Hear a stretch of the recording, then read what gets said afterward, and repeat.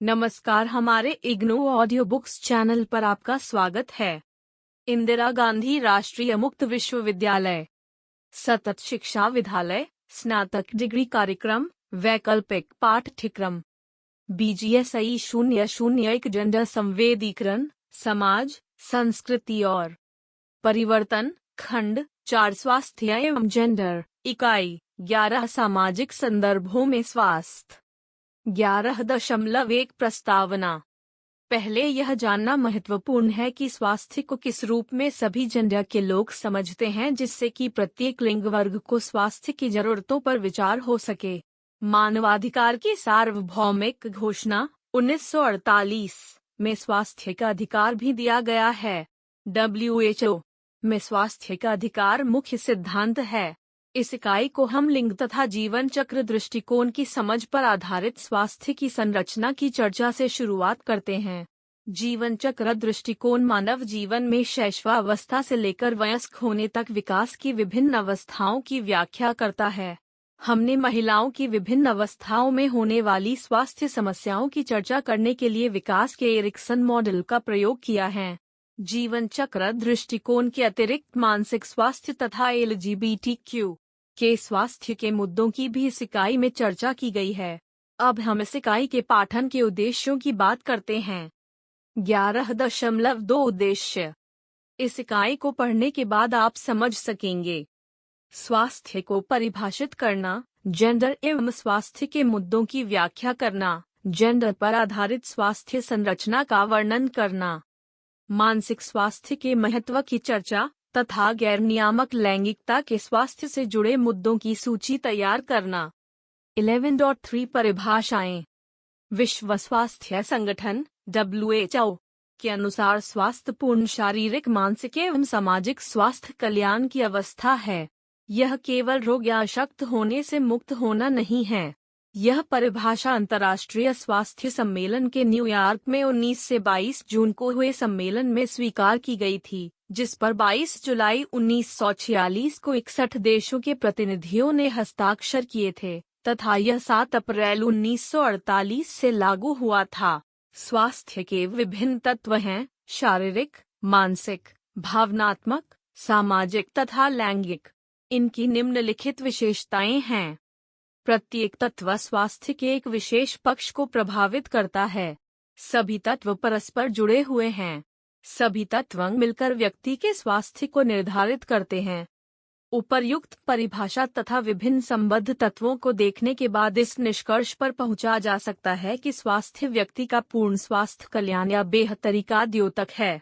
आइए निम्नलिखित उपखंडों में स्वास्थ्य से जुड़ी 2 अन्य अवधारणाओं की चर्चा करते हैं। ये हैं स्वास्थ्य कल्याण तथा जीवन की गुणवत्ता तथा मानसिक स्वास्थ्य की अवधारणा पर भी चर्चा करेंगे।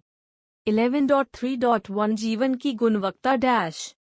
इस अवधारणा का दार्शनिक, राजनीतिक तथा स्वास्थ्य से जुड़े संदर्भों में अलग अलग अर्थ हैं। स्वास्थ्य से जुड़े हुए जीवन की गुणवत्ता HCQOL health related quality of life में शामिल है व्यक्ति का शारीरिक, कार्यात्मक, सामाजिक तथा भावनात्मक स्वास्थ्य कल्याण। माइस जीवन की गुणवत्ता कोल को समूहों या व्यक्तियों के द्वारा प्राप्त किए गए सामाजिक तथा आर्थिक लाभ का एक संख्यात्मक योग अथवा संतुष्टि का वैयक्तिक मूल्यांकन ही है। इसे स्वास्थ्य कल्याण वेलबींग कहा जा सकता है। जीवन की गुणवत्ता की परिभाषा को स्पष्ट रूप से समझने में नीलगिरी पहाड़ियों में इरुला जनजातियों के बीच पार्थसारथी के द्वारा किए गए एक संक्षिप्त अध्ययन से सहायता मिलेगी। अपने अध्ययन से उन्होंने यह निष्कर्ष निकाला कि इरुला जनजातियां अपनी व्यावहारिक आवश्यकताओं से संतुष्ट हैं, जैसे कि उनके इलाके में भोजन, मकान और पीने का पानी उपलब्ध है, किंतु बाहरी लोगों की इरुला जीवन शैली को देखने पर अलग ही तरह की धारणा बनती है। जनजाति के लागे अपने सौंदर्य तथा सामाजिक सांस्कृतिक आवश्यकताओं में बाहरी लोगों के हस्तक्षेप को लेकर असहज होते हैं। वास्तव में वे अनुरोध करते हैं कि बाहरी लोग उनकी जीवन शैली का पर्यवेक्षण न करें। इस अध्ययन से पता चलता है कि इरुला जनजाति अपने समुदाय के सामाजिक आर्थिक उत्पादों पर आधारित जीवन की गुणवत्ता को देखते हैं।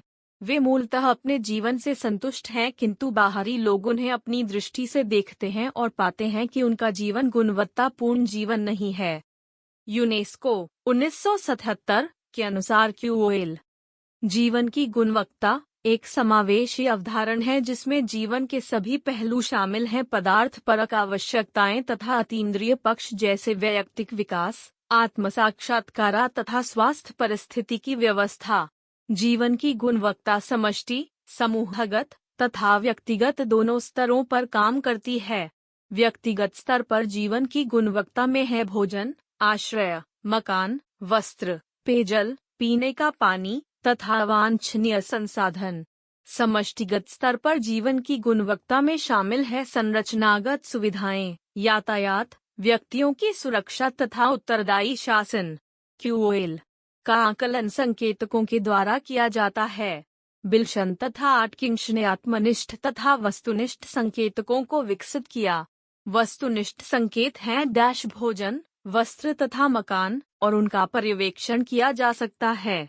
आत्मनिष्ठ संकेतक हैं व्यक्तियों को नौकरी, वित्तीय सुरक्षा तथा जीवन स्तर के आंकलन और उनके बारे में धारणाएं हैं।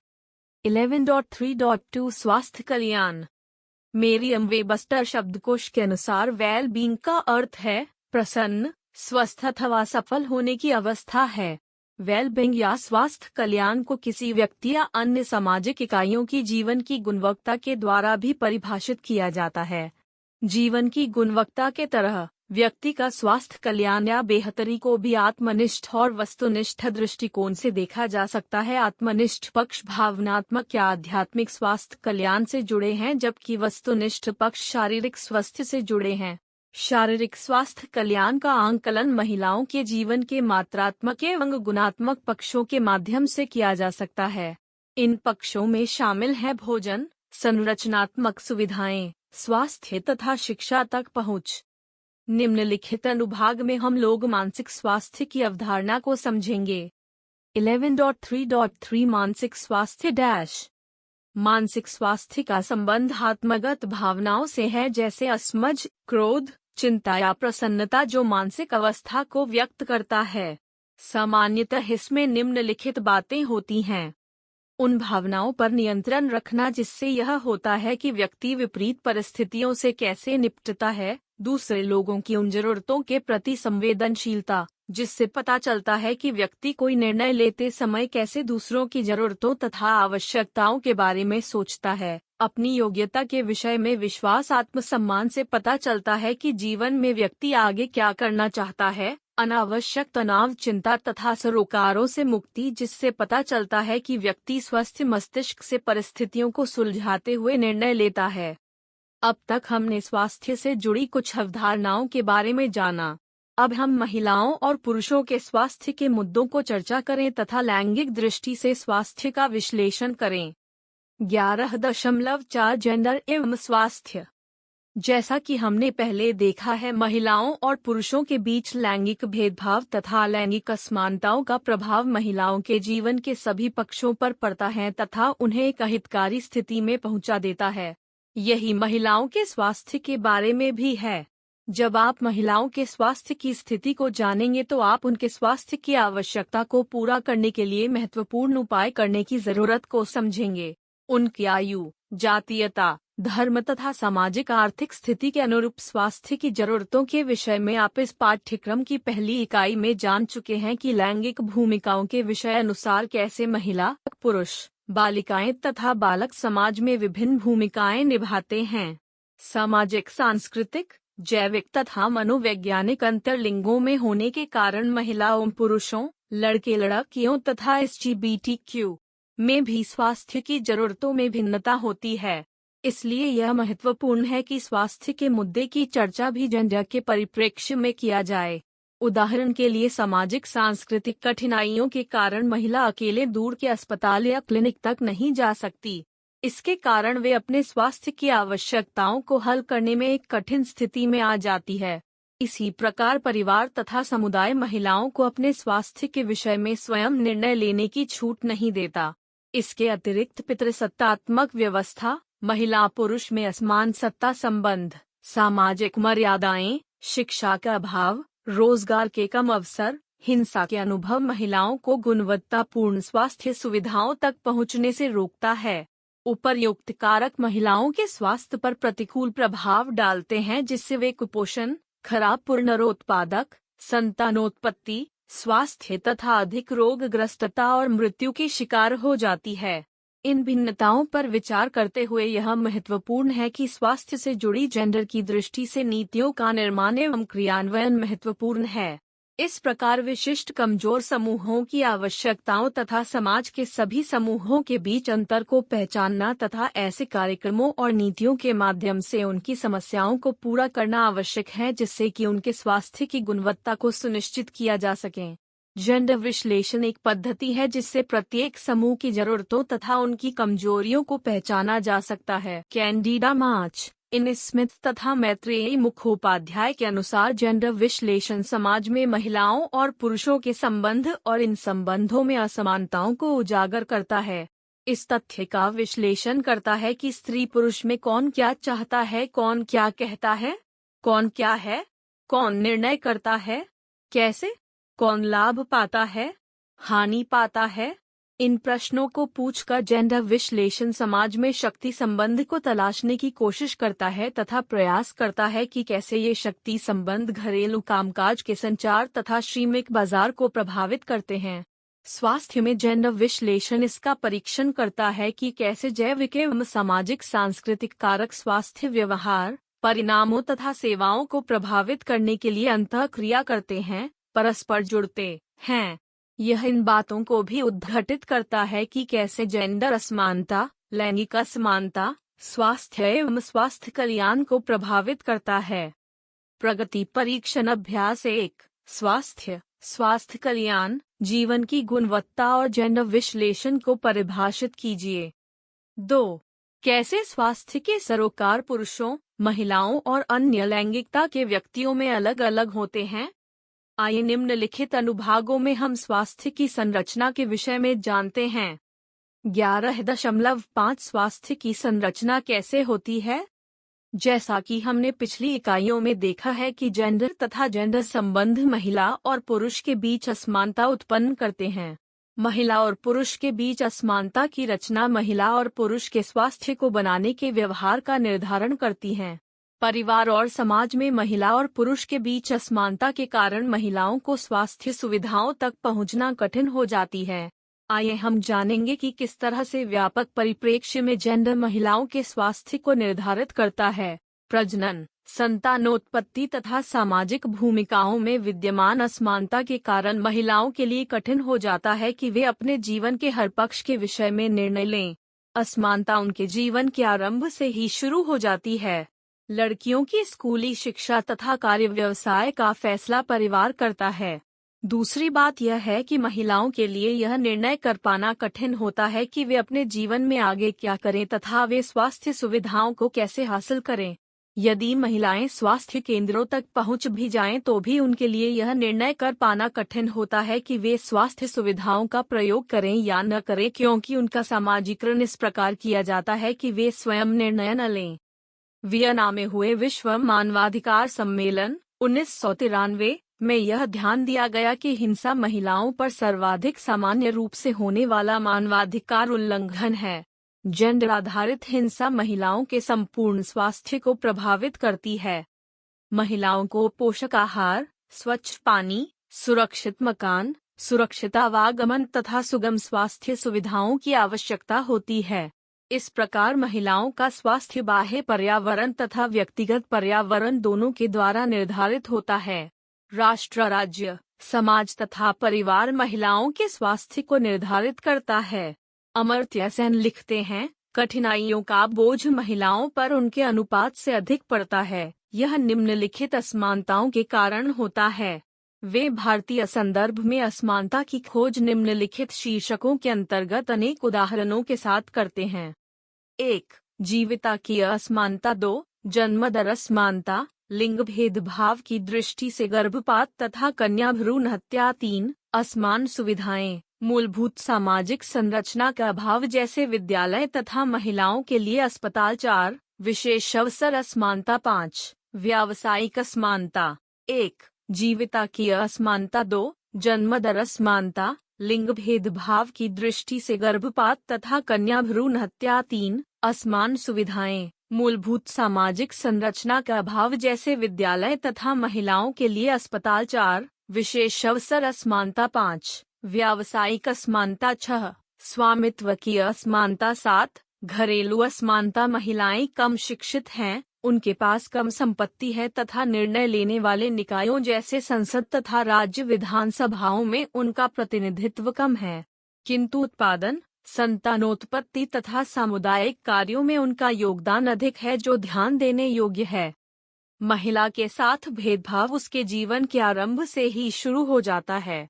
परिवार पोषक तथा पर्याप्त भोजन बालक को देता है, जबकि बालिका को कम गुणवत्ता वाला भोजन देता है। जब वे बड़े हो जाते हैं तो परिवार यह सुनिश्चित करता है कि परिवार में सभी पुरुषों को पर्याप्त मात्रा में भोजन मिले और महिलाएं तथा बालिकाएं, लड़कियां, यदि परिवार में भोजन कम होता है तो कम खाती है। संयुक्त राष्ट्र बाल आपात निधि यूनिसेफ की 2011 की रिपोर्ट भारत में बच्चों की स्थिति एक प्रोफाइल के अनुसार 15 से 19 वर्ष के आयु वर्ग की नवविवाहित लड़कियों और महिलाओं में कमजोरी, रक्तक्षीणता का स्तर बहुत अधिक है। हीमोग्लोबिन का स्तर 12 ग्राम से भी कम है। डंडा। जब हम महिलाओं और लड़कियों की तुलना पुरुषों और लड़कों से करते हैं तो हम पाते हैं कि लड़कों तथा पुरुषों के आने जाने की स्वतंत्रता है। परिवार तथा समाज लड़कों को शिक्षा और व्यवसाय उनकी पसंद के अनुसार पाने को प्रोत्साहित करता है, जबकि परिवार और समाज महिलाओं पर प्रतिबंध लगाने का निर्णय करता है। महिलाओं और लड़कियों की ओर से फैसला ले लेते हैं। अल्प शिक्षा, कुपोषण तथा पोषणपरक जैसी समस्याओं के कारण महिलाएं अल्पविकसित अवस्था में गर्भधारण कर लेती हैं। जब वे अल्पविकसित गर्भधारण करती हैं तो बच्चा भी कुपोषित हो जाता है। यह एक दुष्चक्र बन जाता है। भारत में जब हम स्वास्थ्य संकेतक जैसे मातृ मृत्यु दर (MMR), शिशु मृत्यु दर (IMR), लिंगानुपात (सेक्स रेशियो), महिलाओं के जन्म के समय जीवन सापेक्षता को जांचते हैं तो अन्य विकासशील देशों की तुलना में यह संख्या बहुत अधिक होती है। तालिका 11.1 कुछ चयनित स्वास्थ्य संकेतक। विवरण के लिए स्क्रीन को देखें। विभिन्न कारणों से लड़कियां स्कूली शिक्षा बीच में ही छोड़कर चली जाती हैं। निम्न शिक्षा तथा निरक्षरता का प्रत्यक्ष प्रभाव महिलाओं के स्वास्थ्य पर पड़ता है। इस प्रक्रिया में महिलाएं अपना आत्मगौरव और आत्मसम्मान खो देती हैं। उनमें विश्वास का अभाव हो जाता है।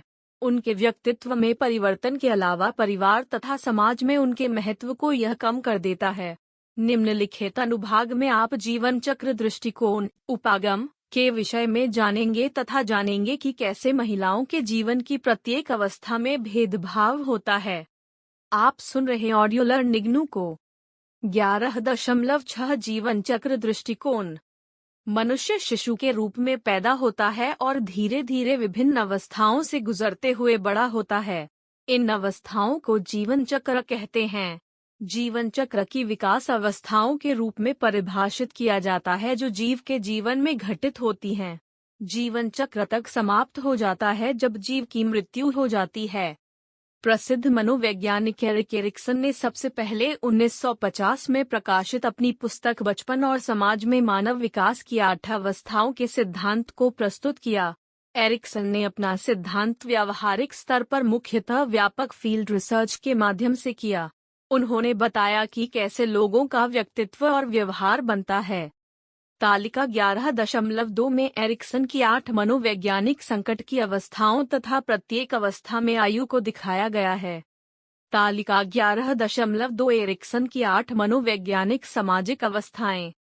विवरण के लिए स्क्रीन को देखें। एरिक्सन का मानना है कि प्रत्येक अवस्था में जिन मनोवैज्ञानिक संकटों का उल्लेख किया गया है वे मानव के विकास एवं व्यक्तित्व को प्रभावित करते हैं।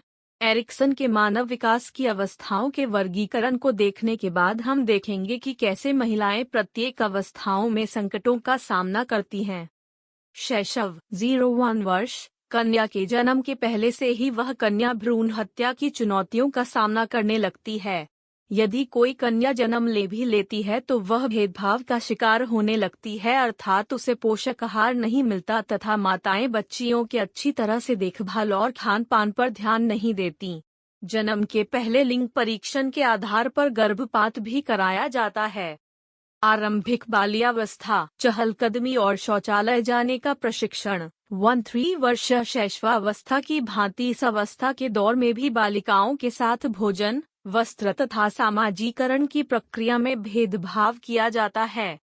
खेलने की आयु, प्री स्कूल, नर्सरी, 3-6 वर्ष। परिवार यह नहीं चाहता कि बालिकाओं को प्ले स्कूलों में भेजे। उनके साथ भोजन, वस्त्र तथा स्वास्थ्य सेवाओं की देखभाल के मामलों में भेदभाव हो सकता है।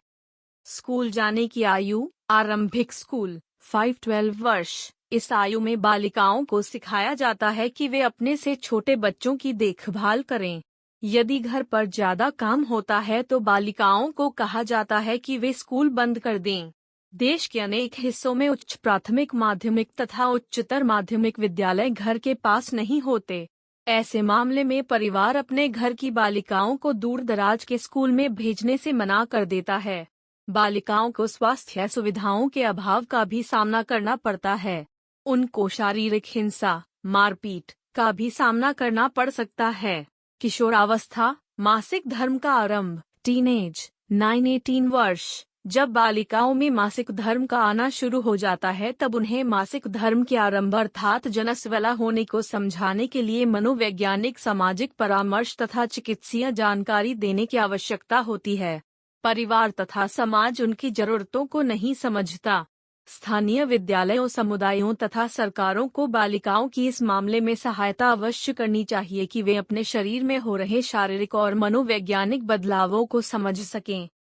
युवा वयस्क, आरंभिक मातृत्व, पितृत्व, माता पिता बनना, 18-30 वर्ष। वयस्क और किशोरी, किशोरावस्था की महिला के रूप में महिलाओं की जल्दी विवाह होने की समस्या, शिक्षा को जारी रखने के लिए माता पिता का सहयोग बंद हो जाना, शुरू में बार बार गर्भधारण कर लेना, यौन हिंसा तथा घरेलू हिंसा की समस्या का सामना करना पड़ सकता है।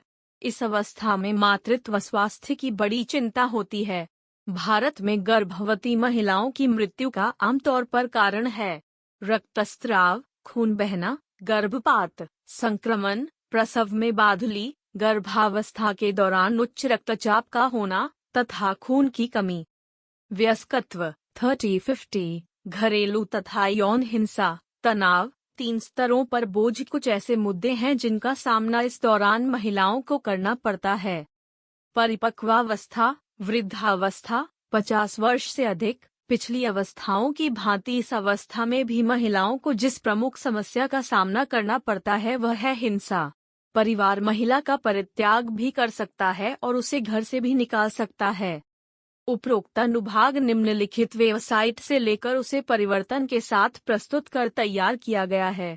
बॉक्स 1, महिलाओं और बालिकाओं के स्वास्थ्य से संबंधित समस्याएं, मातृत्व, अल्ट्रासाउंड जिससे भ्रूण का लिंग परीक्षण करके अनुकूल न होने पर, गर्भपात तथा गर्भाशय में नष्ट करना, शैशव तथा बाल्यावस्था कन्या भ्रूण हत्या, बालिकाओं को भौतिक, मनोवैज्ञानिक, चिकित्सीय, भौतिक, भावनात्मक तथा पुनर्सृजनात्मक अवसरों को प्रदान करने में भेदभाव, परिवार के पुरुषों द्वारा व्याभिचार तथा अजनबियों द्वारा यौन उत्पीड़न, बाल विवाह, जनांग विकृति, बच्चों की तस्करी तथा वेश्यावृत्ति, किशोरावस्था, जल्दी विवाह, छेड़खानी, उत्पीड़न, यौन उत्पीड़न, बलात्कार, बलपूर्वक वेश्यावृत्ति तथा तस्करी, प्रजनन काल, जीवन साथी के द्वारा महिलाओं के साथ दुर्व्यवहार, वैवाहिक बलात्कार, घरेलू हिंसा, दहेज उत्पीड़न, पत्नी को पीटना, कार्यस्थल पर यौन उत्पीड़न, विकलांग महिलाओं के साथ दुर्व्यवहार, अपने ही प्रजनन, संतानोत्पत्ति के संदर्भ में स्वास्थ्य से संबंधित निर्णय लेने में सूचना के अधिकार पर रोक, वृद्धावस्था, विधवाओं के साथ यौन दुर्व्यवहार, घर के कामकाज में बोझ का बढ़ जाना। स्रोत: आनंद 2014। निम्नलिखित केस स्टडी आपको भारत के 2 राज्य सरकारों की लोगों की स्वास्थ्य संबंधी समस्याओं, विशेषतः महिलाओं और बच्चों की, को सुलझाने के लिए जो पहल की है उसको समझने तथा उसकी प्रशंसा करने में आपकी मदद करेंगे। तमिलनाडु राज्य की केस स्टडी से जनता के स्वास्थ्य के समग्र सुधार का पता चलता है। इस प्रक्रिया में महिलाएं और बच्चे भी लाभान्वित हुए हैं तथा स्वास्थ्य सूचक महत्वपूर्ण मामलों में भी असर दिखाई देता है, जैसे मातृत्व मृत्यु दर, शिशु मृत्यु दर तथा बाल मृत्यु दर में कमी आई है। अब हम एक केस स्टडी के द्वारा यह जानते हैं कि कैसे सकारात्मक दृष्टिकोण से स्वास्थ्य का परिदृश्य बदल सकता है। Case study 1। तमिलनाडु की जन स्वास्थ्य व्यवस्था। तमिलनाडु में स्वास्थ्य के लिए बजट का आवंटन मोटे तौर पर उतना ही है जितना इस संबंध में राष्ट्रीय औसत है, किंतु तमिलनाडु में बाल मृत्यु दर के राष्ट्रीय औसत बाल मृत्यु दर से आधी है। सभी राज्य सरकारों के जन स्वास्थ्य पर बल देने के कारण अपेक्षित परिणाम आए। दूसरी बात यह है कि तमिलनाडु वर्षा ऋतु में तथा प्राकृतिक आपदाओं के दौरान होने वाली महामारियों पर नियंत्रण रखने में सक्षम है। भारत के अन्य राज्यों के विपरीत तमिलनाडु सरकार ने 3 स्वास्थ्य निदेशालय बनाए हैं: चिकित्सा सेवाएं, जन स्वास्थ्य तथा चिकित्सा शिक्षा। काम के बंटवारों से प्रत्येक निदेशालय में निर्धारित कार्यों पर विशेष ध्यान देने में सहायता मिलती है। तमिलनाडु में जन स्वास्थ्य सेवाओं के लिए योग्य चिकित्सक हैं तथा स्वास्थ्य विभाग के लिए आवंटित बजट का 40% हिस्सा जन स्वास्थ्य के लिए है। इससे सुव्यवस्थित एवं स्थापित ढांचे के माध्यम से योग्य कर्मचारियों को अपनी ओर आकर्षित करने में सहायता मिली। प्राथमिक स्वास्थ्य केंद्रों के जमीनी कार्यकर्ता तथा तकनीकी स्टाफ जागरूकता लाने, रोग प्रसार पर नियंत्रण एवं रोकथाम में महत्वपूर्ण भूमिका निभाते हैं। बीमारियों की रोकथाम पर बल देने का पता 2004 की सुनामी के दौरान तथा 2013 तथा 2015 में चेन्नई तथा समुद्र तटीय जिलों में आई बाढ़ के समय भी देखने को मिला। तमिलनाडु फील्ड वर्कर्स के सक्रिय सहयोग से आपदा के दौरान इन मौकों पर बीमारियों पर नियंत्रण रख सका। तमिलनाडु सरकार की इस पहल से स्पष्ट पता चलता है कि सीमित संसाधनों से भी राज्य सरकारें जन स्वास्थ्य कार्यक्रमों को प्रभावी ढंग से लागू कर सकती है। संदर्भ: भारत ग्रामीण विकास रिपोर्ट 2012-13। अब हम एक दूसरी केस स्टडी से समझने की कोशिश करते हैं कि कैसे सामुदायिक भागीदारी से राज्य जनता के स्वास्थ्य की स्थिति, विशेषतः महिलाओं और बच्चों के स्वास्थ्य की स्थिति में सुधार ला सकता है। Case study 2। महाराष्ट्र में स्वास्थ्य सेवाओं की सामुदायिक निगरानी। भारत सरकार के राष्ट्रीय ग्रामीण स्वास्थ्य मिशन अंतर्गत रोगी स्वास्थ्य कल्याण समितियों के माध्यम से स्वास्थ्य सेवाओं के क्रियान्वयन की निगरानी की महत्वपूर्ण जिम्मेदारी समुदायों को दी है। आरंभिक तौर पर इस परियोजना को लागू करने के लिए 9 राज्यों को चुना गया था। महाराष्ट्र इसको लागू करने वाले उन 9 राज्यों में से एक है। समुदाय आधारित निगरानी के मुख्य उद्देश्य हैं: स्वास्थ्य सेवाओं को पहुंचाने में सुधार तथा स्वास्थ्य की देखभाल के लिए अपने अधिकारों के संबंध में समुदाय को जागरूकता और अधिक बढ़ाना। राज्य सरकार को सहयोग देती है। गांव के स्वास्थ्य, जलापूर्ति, पोषण तथा स्वच्छता समिति का गठन सिविल सोसाइटी संगठनों द्वारा किया जाता है। वे समुदाय स्वास्थ्य सेवाएं पहुंचाने की निगरानी करने में अपनी भूमिका निभाते हैं। इसके अतिरिक्त लोगों को जन सुनवाई की बैठकों में शामिल होने के लिए प्रोत्साहित किया जाता है, जिसमें स्वास्थ्य सेवाओं पर चर्चा करके रिपोर्ट दी जाती है। इन बैठकों में मौजूद अधिकारी लोगों के सवालों के जवाब देते हैं तथा उनकी समस्याओं का समाधान करने का प्रयास करते हैं। इस प्रकार समुदाय आधारित निगरानी ने स्वास्थ्य सेवाओं में सुधार की। सेवादाताओं की उपस्थिति में भी इससे वृद्धि हुई। प्रतिरोधक क्षमता का प्रतिशत भी इससे बढ़ा। अतिरिक्त शुल्क लेने में भी कमी आई। जन सेवा वितरण में विश्वास भी बढ़ा है। अब ज्यादा लोग जन स्वास्थ्य सेवाओं का लाभ उठा पाते हैं। उनके स्रोत: भारत ग्रामीण विकास रिपोर्ट 2011-2013। आगे पढ़ने से पहले आप अपनी समझ का परीक्षण कर लें। प्रगति परीक्षण अभ्यास 1। जीवन चक्र दृष्टिकोण क्या है? 2। किशोरावस्था में महिलाएं किस प्रकार की समस्याओं का सामना करती हैं? अब हम गैर नियामक लैंगिकता से जुड़े स्वास्थ्य मुद्दों का अध्ययन करेंगे। 11.7 गैर नियामक लैंगिकता से जुड़े लोगों के स्वास्थ्य मुद्दे। गैर नियामक लैंगिकता संबंधी समुदाय अनेक स्वास्थ्यगत समस्याओं का सामना करते हैं क्योंकि मौजूदा समाज तथा जन स्वास्थ्य व्यवस्था इनके स्वास्थ्य संबंधी मुद्दों को पूर्णतः सुलझाने में सक्षम नहीं हैं। वे संक्रामक एवं गैर संक्रामक बीमारियों जैसे HIV एड्स के लिए अत्यधिक कमजोर शिकार है। इसलिए यह महत्वपूर्ण है कि गैर नियामक लैंगिकता से जुड़े लोग भी स्वास्थ्य सुविधाओं का लाभ ले सकें। किन्नरों में जागरूकता लाना भी महत्वपूर्ण है। उनको इस बात की जानकारी अवश्य होनी चाहिए कि यदि आधुनिक स्वास्थ्य सुविधाओं का लाभ वे नहीं उठाते तो उनके स्वास्थ्य पर क्या प्रभाव पड़ेगा। किन्नर समुदाय की स्वास्थ्य की विशेष आवश्यकताओं के लिए सेवाएं उपलब्ध कराना जरूरी है, जिनमें हार्मोन की चिकित्सा, सेक्सुअल रीअसाइनमेंट सर्जरी तथा मनोवैज्ञानिक सामाजिक परामर्श शामिल है। किन्नरों की खास जरूरतें जैसे HIV से रोकथाम, स्वास्थ्य जांच, उपचार तथा देखभाल को भी सुलझाना आवश्यक है। किन्नर समुदायों के लिए उनकी जनसंख्या का ब्यौरा रखने से उनकी स्वास्थ्य संबंधी आवश्यकताओं को पूरा करना भी उनके लिए सहायक होगा। अब हम अंतर्राष्ट्रीय स्तर पर स्थितियों को समझने के लिए एक और केस स्टडी की समीक्षा करते हैं। बॉक्स 2। नेपाल की सर्वोच्च अदालत ने 2007 में सरकार को आदेश दिया कि सरकार उस व्यवस्था को समाप्त करे जिसमें थर्ड जेंडर के लोगों को मौलिक नागरिक अधिकारों के उपयोग की छूट नहीं थी। न्यायाधीशों ने आदेश दिया कि क्रॉस ड्रेस पहनने पर दंड को खत्म करें तथा अन्य कानूनी सुधार लाएं, और यह कहा कि क्रॉस ड्रेसिंग वैसा ही एक मानवाधिकार है जैसा कि अभिव्यक्ति की स्वतंत्रता। 2014 में नेपाल की सर्वोच्च अदालत ने हिजड़ा तथा ट्रांसजेंडर लोगों के लिए थर्ड जेंडर की श्रेणी बनाई।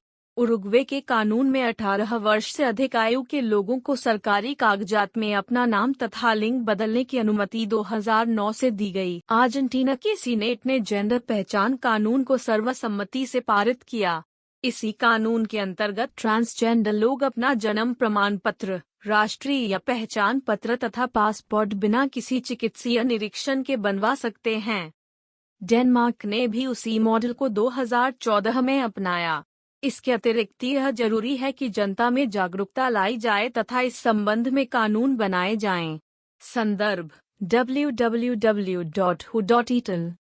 अब हम महिला और पुरुष के मानसिक स्वास्थ्य संबंधी मुद्दों को समझेंगे तथा यह जानेंगे कि मानसिक स्वास्थ्य संबंधी समस्याओं के समाधान के दौरान लैंगिक भेदभाव किस तरह होता है। 11.8 मानसिक स्वास्थ्य।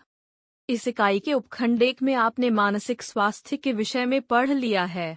अब हम मानसिक स्वास्थ्य के विषय में अधिक विस्तार से जानते हैं। महिला और पुरुष का सामाजिक आर्थिक संसाधनों पर अलग अलग तरह से वर्चस्व और नियंत्रण रहता है जो पुरुषों के पक्ष में रहता है। इसलिए महिलाओं में मानसिक स्वास्थ्य विकार जैसे अवसाद, चिंता, शारीरिक समस्याएं तथा अत्यधिक रुग्णता का शिकार होती है। इसका कारण लिंगाधारित कार्य करने का दबाव, तनाव तथा नकारात्मक जीवनानुभूति और पुरुषों की अधीनता है। मानसिक विकृति उत्पन्न करने वाले लिंगाधारित अन्य कारक हैं लिंगाधारित हिंसा, सामाजिक आर्थिक उपेक्षा, निम्न या अधीनता की सामाजिक स्थिति तथा स्तर और दूसरों की देखभाल करने की लगातार निभाने वाली जिम्मेदार अधिक यौन हिंसा भी महिलाओं के मानसिक स्वास्थ्य को प्रभावित करती है। महिलाओं की भांति पुरुष भी मानसिक स्वास्थ्य से जुड़ी समस्याओं का सामना करते हैं। पुरुषों में शराब की लत महिलाओं से दोगुनी होती है। विकसित देशों में 5 पुरुषों में 1 पुरुष तथा 12 महिलाओं में 1 महिला अपने जीवन में शराब पर निर्भर रहने लगती है। महिलाओं की तुलना में पुरुषों को 3 गुना अधिक असामाजिक व्यक्तित्व के रूप में मान लिया जाता है। खंडित मानसिकता, दुचितापन जैसी गंभीर मानसिक बीमारियों में लिंग के आधार पर कोई अंतर नहीं देखा जा सकता है। मानसिक स्वास्थ्य समस्याओं के समाधान में लैंगिक भेदभाव मनोवैज्ञानिक बीमारियों के उपचार में लैंगिक विषमता होती है। डॉक्टर महिलाओं के अवसाद का निदान पुरुषों की तुलना में अच्छी तरह से कर लेते हैं और दोनों में बीमारियों के लक्षण एक ही हो तब भी यह हो जाता है। मनोवैज्ञानिक विकृति, मनोरोग की सहायता के लिए भी समाज में लिंगाधारित अंतर होता है। महिलाएं अपने मानसिक स्वास्थ्य के बारे में बताने तथा उसका खुलासा प्राथमिक स्वास्थ्य केंद्र पर चिकित्सक के सामने करने में बहुत सहज होती हैं, जबकि पुरुष मानसिक स्वास्थ्य विशेषज्ञों से परामर्श लेते हैं और अस्पताल में भर्ती होकर इलाज कराते हैं। उसी प्रकार पुरुष अपनी शराब पीने की लत को परिवार में न पता कर चिकित्सक को ज्यादा आसानी से बताते हैं। स्वास्थ्य से संबंधित अवधारणाएं। महिलाओं की भावनात्मक समस्याओं और पुरुषों के शराब पीने की आदतों के बारे में जेंडर के आधार पर अलग अलग आम धारणाएं हैं। इससे सामाजिक लांछन को बढ़ावा मिलता है और सहायता लेने में रुकावट आती है। इस प्रकार ये मनोरोगों की सही पहचान तथा उपचार में बाधाएं हैं। इन भेदों के बावजूद बहुत से महिला पुरुष जिन भावनात्मक समस्याओं और या मनोविकारों को भुगतते हैं, न तो उनकी पहचान हो पाती है और न ही डॉक्टर उनका इलाज कर पाते हैं। मानसिक बीमारियों से जुड़ी हिंसा का भी अच्छी तरह पता नहीं चलता। महिलाएं हिंसक उत्पीड़न का अपना अतीत तब तक नहीं बताती जब तक कि चिकित्सक उनसे सीधे यह बात न पूछे। हिंसा के कारण होने वाली मानसिक स्वास्थ्य संबंधी जटिलता तब और बढ़ती जाती है जब उत्पीड़न खत्म नहीं होता। अधिकांश स्वास्थ्य केंद्रों में इस प्रकार के मरीजों की पहचान नहीं हो पाती, इसलिए उनका इलाज नहीं हो पाता। यदि स्वास्थ्य कर्मियों और महिला रोगियों के बीच बातचीत अधिक तानाशाही पूर्ण रवैये से की जाती है, तब महिलाओं के लिए मनोवैज्ञानिक एवं भावनात्मक तनावों के बारे में खुलासा करना कठिन हो जाता है। जब महिलाएं स्वास्थ्य संबंधी अपनी समस्याओं को बताना चाहती हैं, तब बहुत से स्वास्थ्य कर्मी लैंगिक भेदभाव करने लगते हैं, जिसका परिणाम होता है कि महिलाएं का जरूरत से ज्यादा इलाज होने लगता है या जरूरत से कम इलाज होने लगता है, सही इलाज नहीं मिल पाता। बॉक्स 4 महिलाओं का मानसिक स्वास्थ्य तथ्य 1 न्यूरोसाइकियाट्रिक डिसऑर्डर्स के अंतर्गत अवसाद की समस्या भी विकलांग बना देता है। यह 29.3% पुरुषों में होता है तथा 41.9% महिलाओं में पाया जाता है। 2 वृद्धों में मानसिक स्वास्थ्य संबंधी समस्याएं जिन कारणों से होती हैं वे हैं अवसाद, ऑर्गेनिक ब्रेन सिंड्रोम तथा डिमेंग्रियास। इनमें अधिकांश महिलाएं होती हैं। 3 एक आंकलन के अनुसार 50 मिलियन 5 करोड़ लोगों में हिंसक संघर्ष, नागरिक युद्ध, आपदा तथा विस्थापन के शिकार लोगों में 80% महिलाएं और बच्चे होते हैं। 4 जीवन में महिलाओं के विरुद्ध हिंसा 16% से लेकर 50% के दर तक पहुंच जाता है, अर्थात 16% से लेकर 50% महिलाएं जीवन में हिंसा का शिकार होती हैं। 5 कम से कम 5 में से एक महिला अपने जीवन में बलात्कार या बलात्कार के प्रयास का शिकार होती हैं।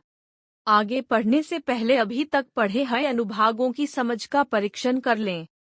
प्रगति परीक्षण अभ्यास 1 जेंडर तथा मानसिक स्वास्थ्य पर एक संक्षिप्त टिप्पणी लिखिए। 2 गैर नियामक लैंगिकता से जुड़े लोगों के स्वास्थ्य संबंधी मुद्दों पर चर्चा करें। 11.9 निष्कर्ष। हमने स्वास्थ्य से जुड़ी 2 अवधारणाओं स्वास्थ्य कल्याण तथा जीवन की गुणवत्ता की परिभाषा को जाना। हमने यह भी जाना कि हमारे समाज में किस प्रकार से स्वास्थ्य की समझ लिंग भेद पर आधारित होता है। जब हम जेंडर एवं स्वास्थ्य के बारे में पढ़ते हैं, तब हमें यह जानना भी महत्वपूर्ण होता है कि मानसिक स्वास्थ्य तथा गैर नियामक लैंगिकता से जुड़े लोगों के स्वास्थ्य की क्या समस्याएं हैं। जीवन चक्र दृष्टिकोण से पता चलता है कि महिलाएं किस प्रकार अपने जीवन की प्रत्येक अवस्था में समस्याओं का सामना करती हैं। इकाई के अंतिम हिस्से में बताया गया है कि हमारे समाज में मानसिक स्वास्थ्य के इलाज में किस तरह से लैंगिक भेदभाव है। 11.10 शब्दावली। मातृत्व मृत्यु दर डैश। मातृत्व मृत्यु दर का अर्थ है उन महिलाओं की संख्या जो गर्भावस्था में बीमारियों अथवा गर्भधारण करने के 42 दिनों के भीतर गर्भपात के कारण 1 लाख महिलाओं में से जो महिलाएं जीवित बच्चों को जन्म देने के बाद स्वयं मर जाती हैं, उनकी संख्या को दर्शाता है। शिशु मृत्यु दर डैश। हर वर्ष 1000 जीवित बच्चों के पैदा होने के 1 वर्ष के भीतर मरने वाले शिशुओं की संख्या को दर्शाता है। लिंगानुपात डैश। जनसंख्या में महिला और पुरुषों की संख्या का अनुपात है।